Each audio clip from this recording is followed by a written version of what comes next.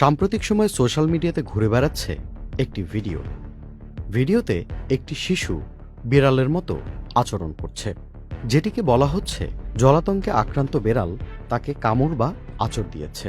একটি শিশুর থেকে এমন আচরণে বা একটি শিশুর এমন একটি ভিডিওতে বাবা মায়ের মধ্যে উদ্বেগের তৈরি হচ্ছে। আজকে আমরা জানব কুকুর বিড়ালের কামড়ে মানুষ কি প্রাণীর মতোই আচরণ করে, এ বিষয়ে বিজ্ঞান কি বলে। জলাতঙ্ক বা র্যাবিস প্রাণী থেকে মানুষের মধ্যে ছড়াতে পারে এমন সবচেয়ে ভয়ঙ্কর ভাইরাসজনিত রোগগুলোর একটি। নতুন সোফা সোয়ান ফোম,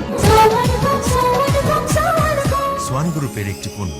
আক্রান্ত প্রাণীর লালা মানুষের শরীরে কামড়, আঁচড় কিংবা ক্ষতস্থানে লাগার মাধ্যমেই ভাইরাসটি শরীরে প্রবেশ করে।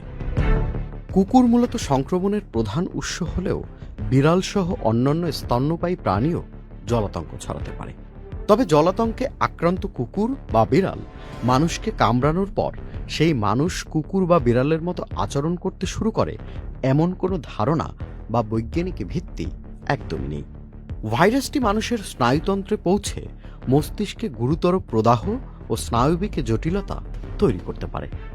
ফলে আক্রান্ত ব্যক্তির মধ্যে অস্থিরতা, বিভ্রান্তি, অস্বাভাবিক উত্তেজনা, হ্যালুসিনেশন, অতিরিক্ত লালা, খিঁচুনি এবং পরে পক্ষাঘাত ও কোমা দেখা দিতে পারে। জলাতঙ্কের একটি পরিচিত লক্ষণ হল হাইড্রোফোবিয়া বা পানি পান করতে ভয় পাওয়ার মতো অবস্থা। বাস্তবে এটি সাধারণ ভয় নয়।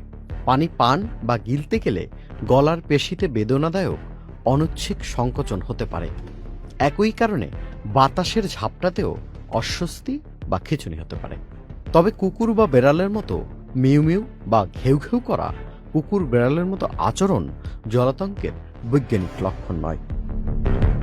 আর বিড়ালের আচরণ নিয়ে রয়েছে আরেকটি গুরুত্বপূর্ণ তথ্য।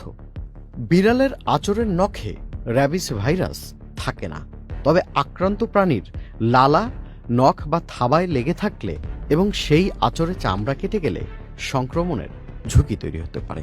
তাই সন্দেহজনক প্রাণীর কামড় ও আচরকে হালকাভাবে নেওয়া একদমই উচিত নয়। ক্ষতস্থানটি দ্রুত সাবান ও প্রচুর পানি দিয়ে অন্তত 15 মিনিট ধুয়ে চিকিৎসকের পরামর্শ নিতে হবে। প্রয়োজন হলে র্যাবিস ভ্যাকসিন এবং গুরুতর সংস্পর্শের ক্ষেত্রে র্যাবিস ইমিউনোগ্লোবিউল দেওয়া হয়। সবচেয়ে গুরুত্বপূর্ণ বিষয় হল লক্ষণ প্রকাশের আগেই যথাযথ প্রতিরোধমূলক চিকিৎসা নিলে জলাতঙ্ক প্রতিরোধ করা একদমই সম্ভব। কিন্তু লক্ষণ প্রকাশের পর রোগটি প্রায় সব ক্ষেত্রেই প্রাণঘাতী। তাই কামড় ও আচরের পর লক্ষণ দেখা দিক তারপরে চিকিৎসা নেব এমন অপেক্ষা করা একদমই বিপজ্জনক। Tanvir Limon, channel I.